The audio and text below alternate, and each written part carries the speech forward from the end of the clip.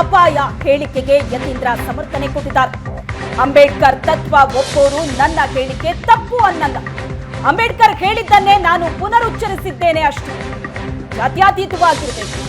ಒಂದು ಧರ್ಮದ ಪರವಾಗಿದ್ರೆ ಅದು ಅಪಾಯಕಾರಿ.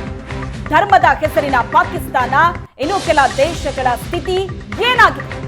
ಹೀಗಾಗಿ ಹಿಂದೂ ರಾಷ್ಟ್ರವಾಗೋದು ಅಪಾಯ ಅನ್ನೋ ಹೇಳಿಕೆಯನ್ನ ನಾನು ಕೊಟ್ಟಿದ್ದೆ. ನಾನು ಹೇಳಿರೋದ್ರಲ್ಲಿ ಯಾವ ತಪ್ಪು ಇಲ್ಲ ಅಂತ ಮೈಸೂರಿನಲ್ಲಿ ಡಾಕ್ಟರ್ ಯತೀಂದ್ರ ಸಿದ್ದರಾಮಯ್ಯ ಹೇಳಿಕೆ ಕೊಟ್ಟಿದ್ದಾರೆ. ಕೆಲಾಮಿಟಿ ಟು ದ ಕಂಟ್ರಿ ಅಂತ ನಾನು ಅದನ್ನೇ ಹೇಳಿಕೆನ ಪುನರುಚ್ಚಾರ ಮಾಡಿದ್ದೀನಿ ಹೊರತು ನಾನು ಸಪರೇಟ್ ಆಗಿ ಪ್ರತ್ಯೇಕವಾಗಿ ಹೇಳಿಕೆ ಕೊಟ್ಟಿಲ್ಲ. ಸಂವಿಧಾನದಲ್ಲಿ ನಂಬಿಕೆ ಇರೋರು ಸಂವಿಧಾನ ಪೀಠಿಕೆನೆಲ್ಲ ಇದೆ ನಮ್ಮ ದೇಶ ಜಾತ್ಯತೀತ ರಾಷ್ಟ್ರ ಅಂತ. ಸೊ ಹಾಗಾಗಿ ನಮ್ಮ ರಾಷ್ಟ್ರ ಸೆಕ್ಯುಲರ್ ಆಗಿ ಉಳ್ಕೋಬೇಕು ಅಂತ ಹೇಳಿದ್ದೀನಿ ಅಷ್ಟೇ. ಹಿಂದೂ ರಾಷ್ಟ್ರವಾದ್ರೆ ಅದು ಈ ದೇಶಕ್ಕೆ ಅಪಾಯಕಾರಿ ಅಂಬೇಡ್ಕರ್ ಅವರು ಹೇಳಿದ್ದಾರೆ ಅದನ್ನೇ ಹೇಳಿದ್ದೀನಿ ಅಷ್ಟೇ.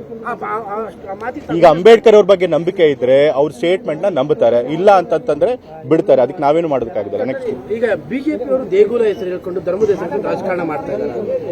ಅದನ್ನೇ ಹೇಳಿದ್ದು, ಯಾವ್ಯಾವ ದೇಶದಲ್ಲಿ ಧರ್ಮದ ಹೆಸರು ರಾಜಕಾರಣ ಮಾಡಿದ್ದಾರೆ ಆ ರಾಷ್ಟ್ರಗಳೆಲ್ಲ ಕೂಡ ವಿನಾಶ ಆಗಿದೆ. ಪಾಕಿಸ್ತಾನ ಇರ್ಬೋದು, ಆಫ್ಘಾನಿಸ್ತಾನ ಇರ್ಬೋದು.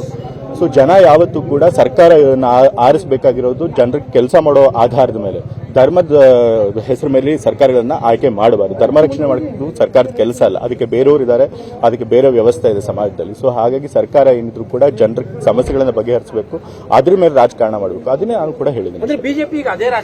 ಬಿಜೆಪಿ ಮಾಡ್ತಿರೋದು ಧರ್ಮ ರಾಜಕಾರಣ.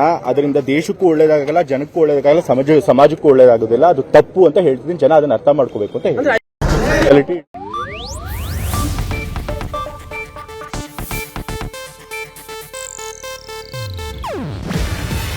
ಇದು ಏಷ್ಯಾನೆಟ್ ನ್ಯೂಸ್ ನೆಟ್ವರ್ಕ್ ಪ್ರಸ್ತುತಿ.